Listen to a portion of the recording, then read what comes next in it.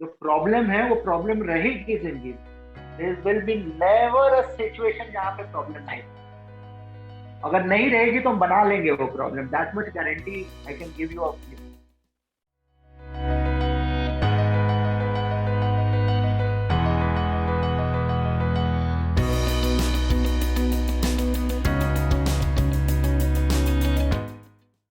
एक शख्स जिसके कैरियर की शुरुआत एक बड़ी एमएनसी कंपनी में एक अच्छी जॉब के साथ हुई हो, उस शख्स को अपनी इस जॉब के पहले ही साल में ये एहसास हो जाता है कि ये उसकी मंजिल नहीं है। और फिर शुरुआत होती है उसी एक सपने की जो अक्सर हम सभी देखते हैं, और वो है एंटरप्रेन्योर बनने का। लेकिन सभी के लिए इस सपने को अचीव कर पाना उतना सुखद नहीं होता जितना कि सपने देखना। और कुछ यही हुआ हमारे आज के गेस्ट के साथ कि वो अपने उस एंटरप्रेन्योरशिप की जर्नी में सफल नहीं हो पाए। तो फिर क्या किया उन्होंने? क्या वापस किसी जॉब में चले गए, या फिर शुरुआत से फिर से एक बार और अपनी एंटरप्रेन्योरियल जर्नी के लिए प्रयास किया? आखिर क्या किया उन्होंने? तो आइए जानते हैं उन्हीं से, उन्हीं की कहानी, उन्हीं की जुबानी, हमारी इस पेशकश रुद्रा टॉक्स के एक नए और शानदार एपिसोड में। और आइए अब स्वागत करते हैं श्री तन्मय सिन्हा जी का रुद्रा टॉक्स में। स्वागत है सर आपका। Thank you, thank you, thank you Raunak, thank you. Tanmay, मैं जानना चाहता हूँ आपसे, स्टार्टिंग बेसिक क्वेश्चन मेरा यही होगा कि आप अपनी जो जर्नी है, जो कैरियर की यात्रा कहें या लाइफ की जर्नी है, उसको आप थोड़ा सा अगर अपने वर्ड्स में हमारी ऑडियंस के साथ शेयर करें कि किस तरीके से शुरुआत हुई। It was a simple thing, I think सब 80% लोग वैसे ही शुरू करते हैं। नौकरी, पढ़ाई खत्म हो गई, नौकरी करना है, नौकरी करके काम करना है, पैसे कमाना है, महीने के अंत में पैसे आ जाते हैं, घर चलता है। That was the kind of education और द इंडोक्ट्रिनेशन हुआ था पेरेंट्स के द्वारा। थोड़ा सा और पीछे ले जाऊंगा। मेरी स्कूल वगैरह was from a small city called Jamshedpur. Okay, it was dad was with Tata Steel, and he worked with Tata Steel for 35, 40 years. So it's a small city, and we had an okay middle class, above middle class, whatever you call it. Dad was doing well there. वो था, लेकिन वो inculcation of middle class जो belief system है ना, वो शुरू से डाला गया। जॉब के बिना जिंदगी नहीं है, पढ़ाई के बिना जिंदगी नहीं। और but I was not a very above average student. मुझे साइंस में मैथ्स कभी, मतलब साइंस में बोल रहा हूँ, मैथ्स कभी समझ नहीं। And it took me a very long time to accept the truth कि अगर मैथ्स नहीं समझ में आया तभी आप जिंदा रह सकते हैं। क्योंकि उस समय की स्कूलिंग बड़ी टफ थी, जजमेंटल बहुत थी। जिसको मैथ्स नहीं आता था उसको सेग्रीगेट किया जाता। And that was a tough part, but yes, I would say I started accepting myself जब मैं फर्स्ट या सेकेंड ईयर ऑफ कॉलेज में आ गया, क्योंकि मैं दिल्ली आ गया था। एंड बिग सिटी का exposure was little good for me, because मैं थोड़ा सा अपने माइंड खुल गया उस समय कि बाकी सब भी तो नहीं है, जिसको भी तो नहीं आता है, मैं नहीं हूँ तो मैं भी ठीक हूँ। Everybody comes with their own karmic journey. So that is where the change happened. But वो mentality to work was always there. But वो जंगल के लिए शायद मैं रेडी नहीं था। कॉर्पोरेट एक अपने आप में एक जंगल है जहाँ cut throat, and I'm not a cut throat person. I cannot push someone and pull someone down, और वो मैं कर ही नहीं पाता हूँ। मेरे माइंड उससे मैं टीम ही नहीं कर पाता। And that was all I felt. I did quit in the first year, but it took me around 3 years. But मैं confident हो गया कि यहाँ मेरा नहीं जमने वाला है, क्योंकि बहुत चीज नहीं समझ में आती थी, बहुत चीज के लिए कोई हैंड होल्डिंग नहीं था, कुछ कैसे करूँ वो नहीं कुछ सिखाता था। And somewhere the assumption was कि लोग ऐसे ही सीख जाते हैं, लेकिन मैं नहीं सीख पा रहा था। तो जर्नी शुरू हो गई quite early, around 25 years of age में जर्नी शुरू हो गई। as an entrepreneur. Of course, the first, I won't say it failed, but we failed as a human relation में fail किया. जो टीम बनी थी वो कुछ दोस्तों की टीम थी. assumption ये था कि दोस्तों के साथ टीम अच्छी बनती, बट ये जरूरी नहीं है. दोस्तों के साथ जब डिफरेंसेस होते हैं तो ज्यादा लॉन्ग टर्म डिफरेंसेस हो जाते हैं, जो कि अननोन लोग के साथ अगर डिफरेंसेस हो तो शायद वो मेकअप हो जाता है, बट समाउ दोस्तों के साथ it takes a pretty longer time, क्योंकि शायद हमारी चाहते हैं उनके साथ ज्यादा, हमारे we desire more from them कि ये तो समझ जाएगा, ये तो समझ जाएगा, but that doesn't happen when you are coming into the field of earning money, earning your bread and butter. उसमें भी कटथ्रोट आने लगा. तो आफ्टर 3-4 years दैट फेल्ड. बड़ी अजीब आश्चर्यजनक बात है कि उस समय मैं टीटीएल प्लान कर रहा था. कुछ नाम वाम नहीं था, एक आइडिया था. क्योंकि I still recall 2002-2003 someone asked me what is your dream, and I explained exactly what I would do after 12-13 years. So हमें कहीं ना कहीं what you want to do वो पता होता है. हो सकता है हमारे अवेयरनेस में ना, लेकिन कहीं पे वो बैठा रहता है. That was the biggest learning. वो सबको पता है what your goal तो बहुत छोटा शब्द है. What your vision in life would be, वो सबको पता होता है. तो ठोकर खाते खाते 12, 13, 14 साल बाद फिर ये शुरू हुआ, ये कहानी शुरू हुई, जहाँ पे एक ऐसे स्पेस में हूँ जहाँ थकान नहीं होती है काम करने. I am at a happy space. 3 बजे रात हो या 10 बजे रात हो, एक खुशी मिलती है. एक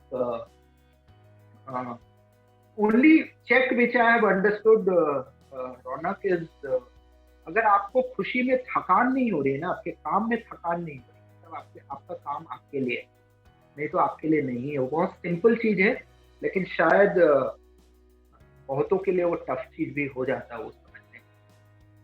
तो ऐसी जर्नी रही. 5 साल, 4.5 साल से अपने इस काम में लगा पड़ा हूँ.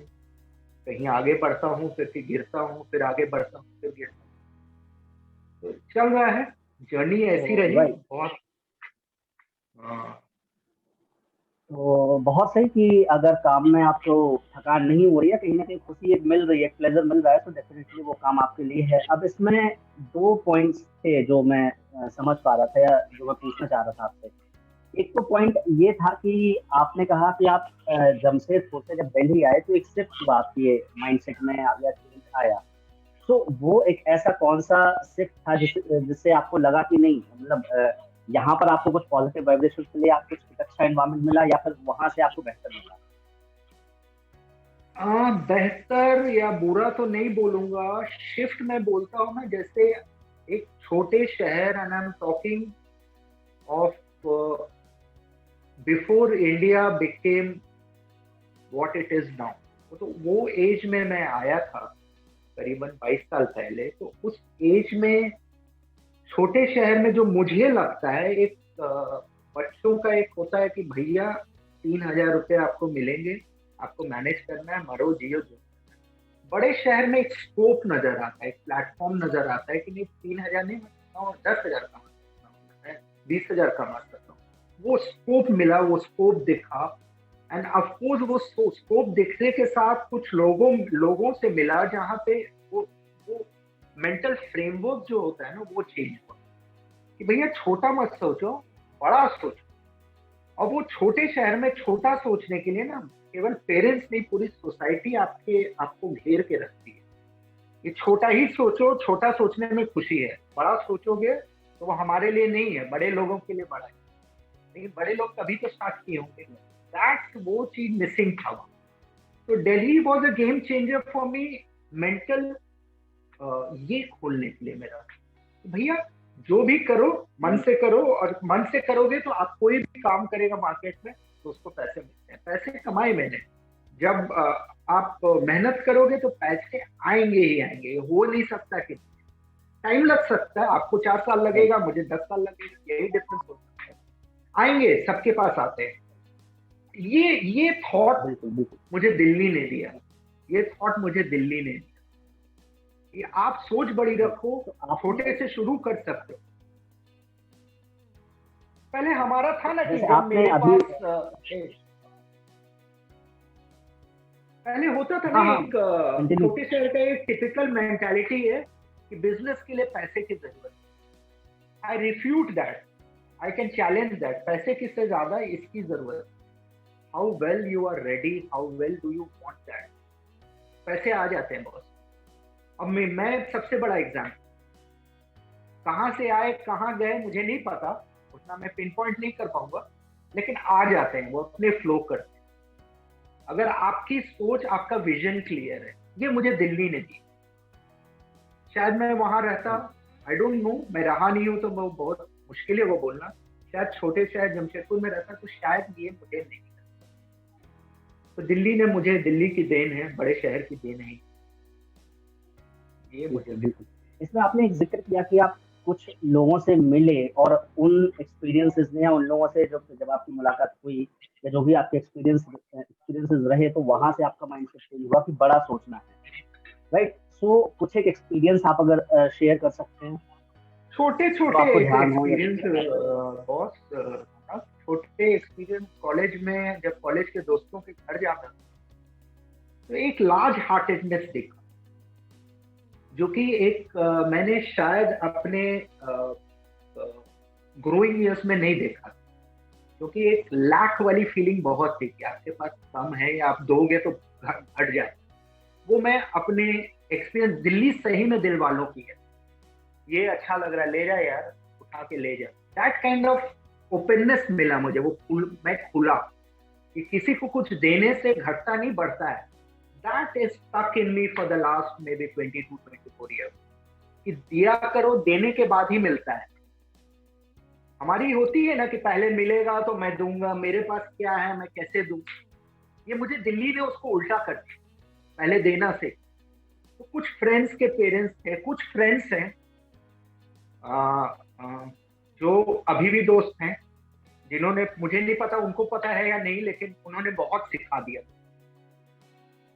क्योंकि आप अगर स्पेस ऑफ कमी से आओगे ना, space of that you don't have something, you will never have that. वो मुझे दिल्ली दिल्ली के लोगों ने या दिल्ली के फ्रेंड्स ने सिखाया कि हिसाब किताब तो अपनी जगह है, सोच अपनी जगह है। I am not saying denying कि हिसाब किताब मत करो, ऑफ कोर्स हिसाब किताब करो, लेकिन हिसाब किताब में केवल सब चीज नहीं है, ये बहुत इंपॉर्टेंट है। तो दिल्ली से मिला, कुछ दोस्तों से मिला, कुछ लोगों से मिला, कुछ लड़कियां आई उन्होंने दिया, कुछ लिया। तो सब कुछ बैलेंस होता रहता है जिंदगी में। इट डिपेंड्स कि आप किस पार्ट को बिल्कुल ज्यादा देखते हो। Right right yes. राइट। तो तो अब यहाँ पर बड़ा इंटरेस्टिंग एक क्वेश्चन था जो मैं पहले से सोचा हुआ था अभी, पहले वो पूछ लेते। तो वो क्वेश्चन ये था कि जो आपने ग्रेजुएशन की बेसिकली, वो किस सब्जेक्ट में की आपने? मैं मेरा जो उस समय का एम्बिशन था, वो नेचुरली बिहारी, उस समय बिहार था, झारखंड बना नहीं। तो एक सिविल सर्विसेज का बड़ा शौक था। तो I took a political science as my subject, okay. जबकि economics was something which I wanted. मुझे अगर चॉइस होता ना बहुत ना, तो मैं शायद पढ़ाई आगे नहीं करता, क्योंकि मुझे पढ़ाई से शायद कुछ मिला नहीं है। शायद मैं इसलिए बोलता हूँ ना, क्योंकि जो चीज मिला है वो मैं शायद देख नहीं पाता हूँ, लेकिन बहुत ज्यादा लाइफ के बारे में कुछ नहीं समझाती है। ये जो पढ़ाई हमारी स्ट्रक्चर्ड है ना, वो लाइफ के बारे में एक्सपीरियंशियली सीखता है इंसान। और उसके लिए शायद तैयार होता है या नहीं, लेकिन जिंदगी अपने आप में दिखाई देती है। तो सब्जेक्ट मेरा पॉलिटिकल साइंस था। शायद मैं पढ़ना कोई और सब्जेक्ट चाहता था, लेकिन तो हो गया। अब जो भी है, पढ़ाई को तो आज तक यूज किया नहीं मैंने। I doubt whether I have used any part of it. Maths तो आता नहीं है, तो मैथ्स तो यूज हुआ नहीं, बस जोड़ घटाव आता है, तो that I have use. But apart from that, I doubt whether I have used any physics theories और केमिस्ट्री थ्योरीज, नेवर यूज्ड। तो पढ़ाई मेरे लिए अब के लाइफ में ना, अब मैं बोल सकता हूँ कि बहुत जरूरी नहीं रहा, बट बेसिक नेसेसिटी थी नौकरी करने के लिए।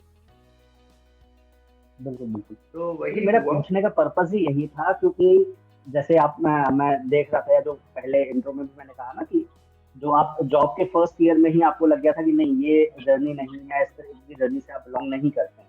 तो वो मैं ये जानना चाह रहा था कि कहीं ना कहीं क्या जो आपने एजुकेशन की उसके रेलेवेंट जॉब नहीं थी, या फिर कुछ मतलब एक ऐसा था कि उसके रेलेवेंट तो थी, देखो बट वो बाद में आपको रियलाइज हुआ नाइस कि नहीं क्वेश्चन, नाइस क्वेश्चन। उस समय इंडिया खुला भी नहीं था, इतने सारे जॉब अपॉर्चुनिटीज भी नहीं थे, इतने सारे वैरायटी ऑफ जॉब्स नहीं थे।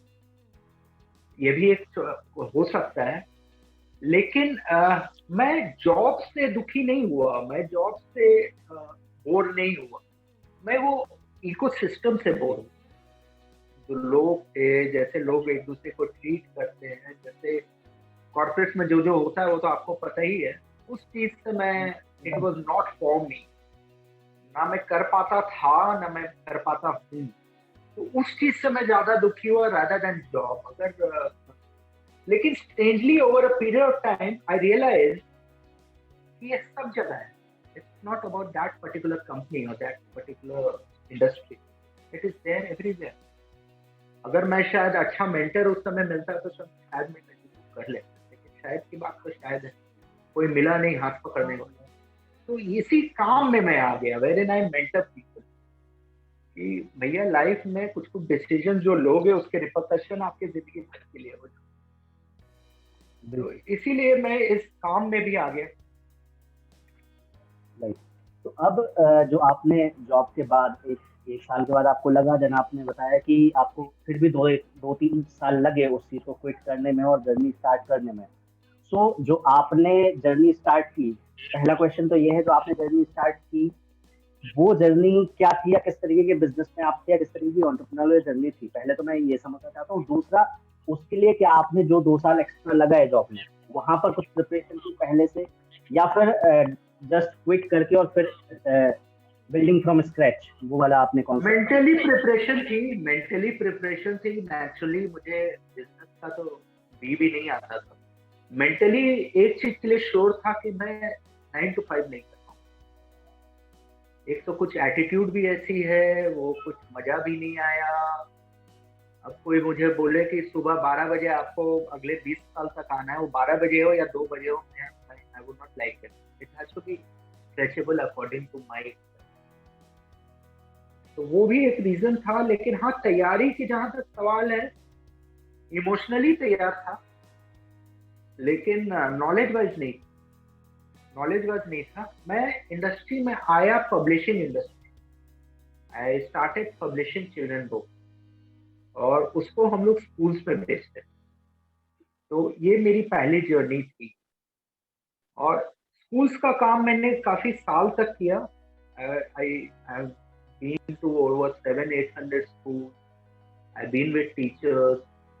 और स्ट्रेंजली, बड़ा पैराडॉक्स चीज है, बड़ा स्ट्रेंज चीज है, मैं टीचर्स को कैसे मैथ्स पढ़ाते हैं बच्चों को वो पढ़ा रहा था। मुझे मैथ्स का सब्जेक्ट से उतना लगाव नहीं था, लेकिन वो पढ़ाते कैसे हैं मुझे पता है। How do you teach a child, how do you teach a child mathematics. क्योंकि बहुत एब्स्ट्रैक्ट कंसेप्ट है, और एब्स्ट्रैक्ट कंसेप्ट को अगर आप किताबों से पढ़ाओगे तो very few people can understand. कुछ कुछ बच्चे होते हैं आपको जो गिफ्टेड होते हैं। तो इसीलिए आप मैथ्स के क्लास में कुछ 4-5 बच्चे हमेशा देखेंगे जो स्टैंडर्ड 2 से स्टैंडर्ड 12 तक आंसर दे रहे हैं। You will not find someone जो अचानक सीख गया मैथ्स, नहीं हो सकता। सारी खराबी वो 1 to 5 एज में होती है। तो उसकी उसकी फ्लो कैसे होनी चाहिए, बच्चों को कैसे समझाना चाहिए, या कैसे बच्चे समझते हैं, ये मुझे आता है, जिसको हम इंग्लिश में पेडागोजी बोलते हैं। तो वो मुझे बड़े अच्छे से आता है। तो अपने भड़ास निकालने के लिए, अपने गुस्से को निकालने के लिए मैं टीचर्स को सिखाना शुरू कर दिया, भैया ऐसे नहीं, ऐसे पढ़ाते। तो कुछ टीचर्स समझी जो कुछ काम करना चाहती हैं। नेचुरली कुछ टीचर्स तो एंटी भी हो गई। इतना इतना टाइम कहाँ होता है हमारे पास, क्योंकि कुछ भी अगर आपको चेंज लाना है तो उसमें टाइम तो लगेगा। लेकिन टाइम बिल्कुल। लगाते लगाते घर का चूल्हा नहीं जल रहा।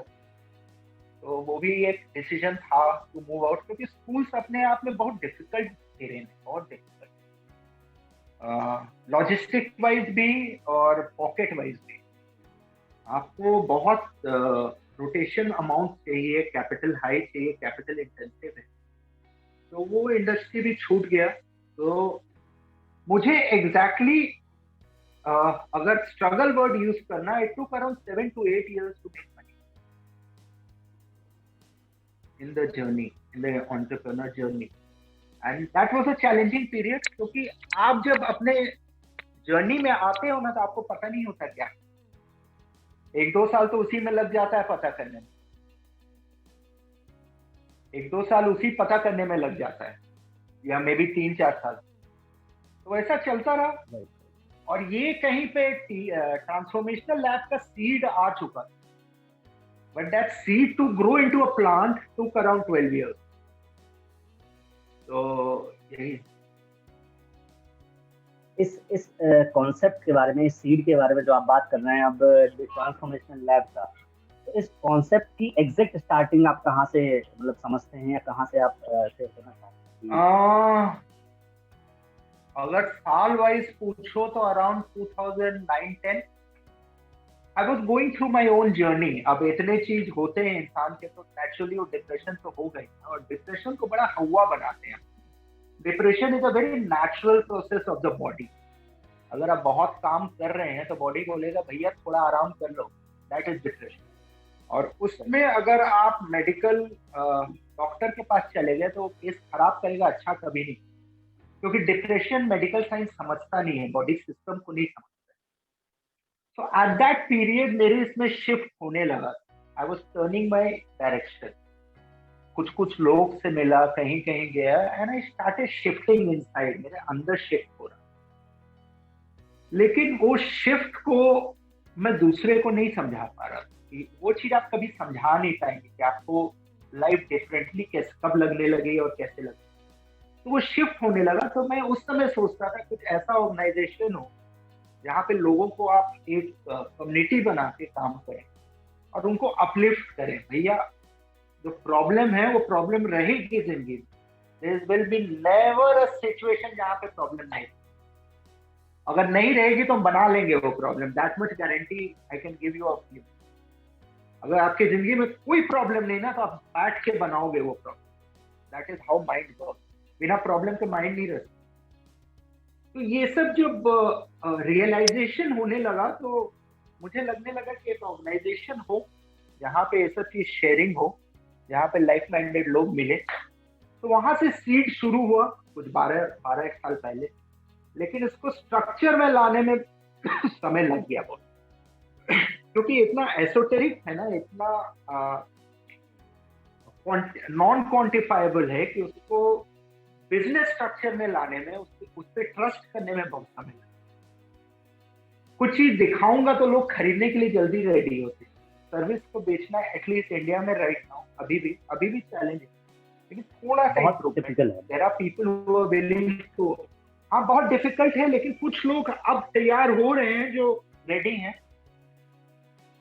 क्योंकि इंडिया भी बहुत चेंज हुआ है, बहुत पिछले 15-20 साल में बहुत चेंज हुआ है, बहुत बड़ा चेंज आया है। मेंटालिटी में केवल नहीं बोल रहा हूँ, माइंड फ्रेमवर्क में बोल रहा हूँ, और पैसे में बोल रहा हूँ। अब लोगों के पास पैसे हैं, और जो मैं काम करता हूँ वही कर सकता है जिसके पास पैसे हैं, हु वांट्स टू ग्रो। जो पेट से अभी भी लड़ाई कर रहा है, जो जंग कर रहा है ना, वो हमारे इसमें नहीं आएगा ज्यादा, क्योंकि पहले पेट की लड़ाई होती। अब बात आती है, आपने कॉन्सेप्ट डेवलप कर लिया टीटीएल का, या जो भी आपको दिमाग में था। अब आपने जैसे कहा कि इसको बिजनेस स्ट्रक्चर में लाने में थोड़ा सा टाइम लगा, तो उस चीज को फॉर्मुलाइज करना, या किस तरीके से वर्कशॉप डिजाइन करना, या सर्विसेज डिजाइन करना, उसका थोड़ा सा प्रोसेस भी कैसे आपने डिसाइड किया, किस तरीके से आप सर्विस, या क्या एग्जैक्टली आप सर्विस रखेंगे जो लोगों को, इवन चलो प्रीमियम लोग भी हैं या जो भी हैं, उनको समझ में आए। देखो हमारा जो प्रोग्राम है ना बॉस, वो हम लोग जो आपके इनर क्वेश्चंस होते हैं ना हर इंसान का, उसको हम लोग वर्बलाइज करने की कोशिश करते हैं। मैं क्या कर रहा हूँ, what am I doing, why am I doing, how am I doing, क्या है, what am I hear for. ये दुनिया में आए हो तो कुछ वजह है, पैसा कमाना तो केवल वजह नहीं हो सकते, वो पार्ट है, लेकिन वो कंप्लीट तो नहीं है ना कि मैं पैसा कमा लूँ तो सब कुछ हो गया। मैं तो ये सब सवाल के जवाब शायद हम, अब पहले आउटर का काम करता था जो दिखता है, अब मैं इनर का काम करता हूँ जो दिखता नहीं महसूस होता है। जैसे हमारे हमारे पास कुछ टॉपिक्स हमने डिसाइड किए हैं जिसके ऊपर हम वर्कशॉप करते हैं, जैसे इमोशन। इमोशंस ही तो हमारे ट्रिगर हैं, हमारे ड्राइविंग फोर्स, ड्राइवर हैं हमारे, उसके ऊपर काम करते हैं। कभी वर्कशॉप करते हैं कि ड्रीम्स पे क्या होता है, क्यों ड्रीम को जानना चाहिए। ये सब चीज पे शायद हम कभी ध्यान नहीं देते हैं, लेकिन हमें ध्यान देना चाहिए, क्योंकि हर इंसान की कुछ वजह है इस दुनिया में आने की। ऊपर वाला गलती नहीं करता है कि गलती से किसी को, सबकी वजह है। और जिस दिन आप वजह जान जाओगे उस दिन आपका एक और जन्म, आई फील सो, एक बायोलॉजिकल जन्म होता है, एक स्पिरिचुअल जन्म। तो I think I have had that spiritual rebirth और बर्थ, जहाँ पे मुझे मेरी क्या वजह है मुझे पता चल गई। It took me long but yes I know क्या मेरी वजह है यहाँ है। तो यही है। और सबको वो मौका मिलता है, सबको वो मिलेगा मौका। सुनने के लिए तैयार होना पड़ता है, सुनने की तैयारी करनी पड़ती है, सुनने के लिए रेडी होना पड़ता है। जवाब सबको मिलता है। राइट। तो एक आपने काफी सारी चीजें इसमें बताई कि लाइक आपको बहुत टाइम लगा उस चीज को, जर्नी को अपनी एक स्ट्रक्चर में लाने में, जहाँ पे आप कह सकें कि आप एक बिजनेस कर रहे हैं, एंटरप्रेन्योरियल जर्नी में हैं। अब मेरा एक क्वेश्चन जो नॉर्मली इस तरीके से रहता है इस जर्नी से जब आप जाते हैं, तो वो ये रहता है कि जो हमारी ऑडियंस है या जो आज की डेट में यूथ है जो उस जर्नी से गुजर रहा है, जो आपने स्टार्टिंग में कहीं स्टार्ट की थी, तो उसके लिए अगर आपको एक मैसेज या उसके लिए आपका कोई एक मैसेज हो जो आप उसको कहना चाहते हो, क्योंकि अभी स्टिल चैलेंजिंग सिचुएशन रहती है। देखो रौनक, एक बहुत सिंपल चीज बोलूंगा जो शायद जिसको समझना होगा वो समझ जाएगा, उसी के थ्रू मैं यहाँ तक आया हूँ। इफ आई से कि वो मेरा गलत टाइम था, मैंने गलत डिसीजन लिया, वो गलत डिसीजन से मैं यहाँ तक आया हूँ। तो जर्नी का part, any kind of inability to achieve something, your goal is a part of that journey. आप डायरेक्ट नहीं पहुंच सकते हो कहीं भी। आपको हिमालय पे अगर चढ़ना है, माउंट एवरेस्ट को, तो आपको हिमालय के बेस पे आना होगा। तो एक ही है, बी वेरी पेशेंट। बहुत पेशेंस की जरूरत है, बहुत ज्यादा पेशेंस की जरूरत। इम्पेशेंट जैसे होगे तो आप हिल जाओगे, आप टूट जाओगे, आप डिप्रेस हो जाओगे, क्योंकि ऐसे ऐसे दिन आएंगे जहां पे आपको लगेगा कर क्या रहा हूं। उस समय आपकी विजन आपको काम आएगी, कि आपको अपना विजन बनाना बहुत जरूरी है। What is your vision? और विजन बहुत छोटा अगर बना लोगे, मुझे पैसा कमाना है ना, तो बहुत जल्दी खत्म हो जाओगे, क्योंकि पैसा कमाना आउटकम होता है। वो आप केवल पैसा कमाने को इतना छोटा अगर बना लोगे ना, मेरा विजन ही है, तो वो बहुत डिफिकल्ट होगा आपको सस्टेन करने के लिए। पैसा कमा लोगे, उसके बाद क्या करोगे? उसके बाद फिर फंस जाओगे। तो एक बहुत छोटा सा मैं लोगों को बोलूंगा, गिरोगे, जरूर गिरोगे, तभी उठोगे। डायरेक्ट नहीं उठ सकता है इसमें। तो there are very few people, हो सकता है राहुल गांधी को मौका मिल गया हो, लेकिन बहुत कम लोगों कि सीधा उठ सके वो लोग। तो सबको मौका नहीं मिलता है कि इतना तेज होने के बाद इतनी बड़ी बड़ी चीज करें। हम लोग गिर गिर के सीखते हैं। मेजोरिटी क्या, हर इंसान अगर गिरा है तो अभी वो उठ पाएगा, और सही में उठ पाएगा। फिर उसको गिरने का मतलब पता है। तो be ready to lose, to win ना, बी रेडी टू लूज। ये बहुत सिंपल चीज मैं सीखा हूँ। अब मुझे डर नहीं है कल क्या होगा। ऑफकोर्स थोड़ा सा इंसान भाई जितना डर होना चाहिए उससे बहुत कम है, जीरो नहीं है, लेकिन पहले जो डर था ना वो खत्म हो गया। क्योंकि जो भी होता है ना आपकी जिंदगी में, वो आपको लार्जर पर्पस अगर आपका डिफाइन है तो वहीं तक ले जाता है। वो गिरा के ले जाए, रेंगते हुए ले जाए, या गाड़ी में बैठा के ले जाए, you can't decide that, but you will reach, that is for sure. हो सकता है स्लो हो जाए, हो सकता है आप 35 साल में कर लो, मैं 40 साल लगा दिया, यही डिफरेंस हो सकता है और कोई डिफरेंस नहीं। तो जो भी इस जर्नी में फील कर रहे हैं दैट आई एम लूजिंग, अपने विजन पे ध्यान दो बस। May be your vision is losing, make a larger vision, बड़ा करो अपना विजन, मजा आएगा फिर। बहुत मजा आना चाहिए, बहुत बहुत मजा आना चाहिए, जैसे राहुल बाबा बोलते हैं ना, मजा आना चाहिए, मजा आना चाहिए। बिल्कुल बिल्कुल बहुत यू शुड बी बिल्कुल सही बात। Happy, you should be happy doing it. अब जिसमें मजा राइट। नहीं आएगा तो देख लो क्या होता है फिर। You you will not be able to sustain, टूट जाओगे, आधा आधा हो जाओगे।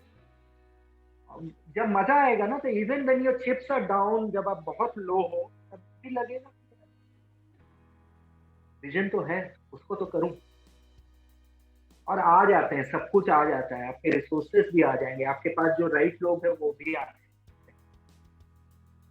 बट यही छोटी सी एक तो लर्निंग हुई है मेरी लाइफ में, keep keep working, keep working. कभी कभी कई कई दिन काम नहीं कर पाओगे, मन नहीं करेगा, also accept that. A man can not work for 24/7। When I say man, I mean human. अब कोई लड़कियां ये ना बोल रहे मैन के लिए, मतलब मेल के लिए बोल रहा, नो आई मीन ह्यूमन। ये 24 घंटा नहीं काम कर सकते, आपको ब्रेक की भी जरूरत है। ब्रेक बहुत बिल्कुल सही। इंपॉर्टेंट है, ब्रेक लो, दोस्तों का एक ग्रुप रखो, और वो दोस्तों का ग्रुप बहुत 20-30 लोगों की नहीं जरूरत है, 4-5 से देना। आपकी सपोर्ट सिस्टम बहुत स्ट्रांग होने, एंड सपोर्ट सिस्टम में केवल फाइनेंशियल नहीं बोल रहा, फाइनेंशियल एक पार्ट है, इमोशनल, इमोशनल रहेगा तो फाइनेंशियल ठीक हो जाएगा। फाइनेंशियल ठीक है तो जरूरी नहीं कि आपका इमोशंस ठीक रहे। तो focus on your emotional part, your emotional quotient आज की दुनिया में इंटेलिजेंस क्वोशंट से ज्यादा वैल्यूबल है, और आने वाले समय में और ज्यादा वैल्यू, क्योंकि कंफ्यूजन आप देख रहे हो कोरोना के कारण, कल कौन मॉडल जिंदा रहेगा बिजनेस का कोई नहीं बोल सकता। अच्छे अच्छे बिल्कुल मॉडल उड़ गए मार्केट में विद इन अ मंथ। तो कौन सा मॉडल कैसे आएगा, नोबडी नो, बहुत कंफ्यूजिंग, बहुत वोलेटाइल अभी मार्केट होने वाला है। आपका इमोशनल क्वोशंट ही आपको बचा के लेता है आगे। तो एक ही है कि अभी बिजनेस का मॉडल चेंज होगा, पोस्ट कोरोना इफेक्ट अभी बहुत दिन तक है।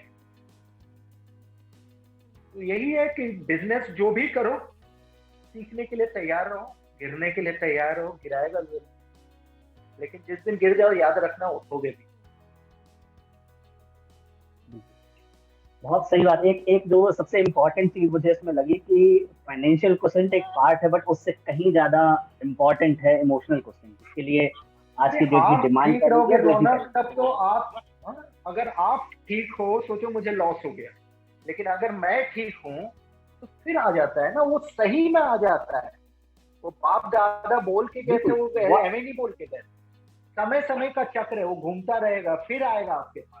लेकिन इमोशनली आप ठीक रहोगे तो इस बार रख पाओगे आप, क्योंकि वो पैसा रखना भी एक बहुत बड़ा चैलेंज है ना। नहीं तो अचानक आपके पास आ गया, अब क्या करोगे? Are you ready to keep that kind of money? Most of the people are not. क्योंकि पैसा जब आने लगता है तो उसका कोई लिमिट नहीं है, याद रखना। यू शुड हैव अ, कि मैं ये पैसे को ऐसे रखूंगा, you should have a plan for that also. और वहां पे हम बहुत बार मिस कर जाते हैं।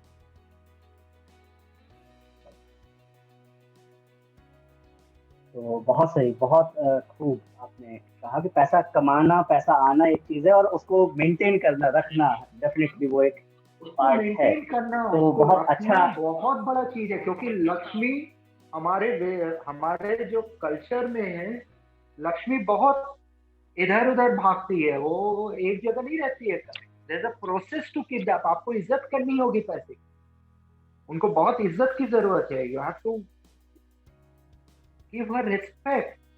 वो रिस्पेक्ट 100 रुपया हो या 2,000 रुपया, रिस्पेक्ट अलग चीज है। कि मैं 100 का नहीं करता हूँ, 2,000 का करता हूँ, then you don't respect me. Even that 50 rupees has to be respected. Any amount is not important, respect बहुत जरूरी है। Respect money. और वहां पे बहुत देखता हूँ कि लोग गलती करते हैं, मैंने भी की है, ऐसी बात नहीं है, बट उसी गलती से शायद सीख जाते हैं, शायद इसी को मेंटर बोलते हैं कि आज मैंने बोल दिया, रिस्पेक्ट मनी ऑलवेज। बहुत सारी गलतियों से सीखना हो या जो भी चीजें हैं, तो कहीं ना कहीं है कि मैं जो समझ पा रहा हूँ कि आप जब एक जर्नी में होते हैं तो हर पल हर लम्हा एक होता है कि आपको कुछ ना कुछ दे के जाता है वो, चाहे वो फिर लर्निंग के फॉर्म में हो या फिर जैसे भी आप उसको एक्सेप्ट एकदम कर दे लें। के जाता है, एकदम दे के जाता है। मतलब खाना बनाना आपको सीखना है तो 2-4 बार जलाओगे। आप शुरू में ही अगर किसी को सिखा दो 50 gram of salt, 20 gram of हल्दी, वो नहीं बना पाएगा। अंदाज जो होता है ना, अंदाज बहुत बड़ी चीज होती है खाना बनाने में। आप बड़े बड़े शेफ को देखोगे, जबकि शेफ का खाना, कभी आप ढाबा में जाओगे, उनको कोई शेफ उसका आइडिया नहीं है, लेकिन वो अंदाज से बनाते हैं। जिंदगी अंदाज से सीख जाओगे ना तो बहुत बहुत बैलेंस हो जाओगे। अगर उसको बहुत साइंटिफिकली समझने की कोशिश करोगे ना तो फंस जाओगे कुछ। और मनी का भी वही है। और एंटरप्रेन्योरशिप का क्या है, गेस लाइफ का यही रूल है, फॉर्मूला ऑफ लाइफ है ये, केवल एंटरप्रेन्योरशिप का नहीं, लाइफ फॉर्मूला इसी का है। बिल्कुल, तो बहुत सही, बहुत अच्छा लगा आपसे कॉन्वर्सेशन करके। इवन मैं अगर बताऊं तो थैंक बहुत सारी चीजें ऐसी रही इसमें कि जो मैं काफी हद तक रिलेट कर पा रहा था, कि कहीं ना कहीं सारी बात घूम फिर के वहीं आ जाती है कि जब आप गिरोगे तो उठोगे, और उठोगे गिरोगे, वो सारा एक प्रोसेस वो चलता चलता रहेगा। रहेगा। ये मत तो सोचना बहुत कि बहुत अब उम्र धन्यवाद। हो गई तो, अब उम्र हो गई तो अब थोड़ी ना गिरूं। कभी नहीं गिर सकते हो भैया, जिंदगी है, कुछ भी हो सकता है। ये मत सोचना कि अब हम लोग सही सीख है। लिए हैं, अब हमारी ये क्रॉस 40 तो अब हम गिरेंगे नहीं। फिर गिरते हैं, फिर गिरते हैं, फिर उठते हैं, फिर गिरते हैं, ये चलता रहेगा। अमिताभ बच्चन का एक इंटरव्यू में बड़ा अच्छा था, जब तक जिंदगी है तब तक संघर्ष। उनके पिताजी ने उनको बोला था, बड़ा अच्छा से उन्होंने सुनाया था, and that stuck, what stuck somewhere. Never expect life to be fair, life is neither fair और unfair, life is as it is. तो एक्सेप्ट लाइफ को करो, ऐसा को मतलब बहुत रोजी पिक्चर मत बनाओ, बहुत डेंजर पिक्चर भी मत बनाओ, उन दोनों के बीच में कहीं पे है जिंदगी। तो यही है, छोटा बहुत बहुत बहुत लर्निंग हुई है। तो बिल्कुल, तो बहुत थैंक बहुत यू फॉर धन्यवाद, आप द इनविटेशन। ऊपर आए और आपने वैल्यू ऐड की। बहुत बहुत धन्यवाद।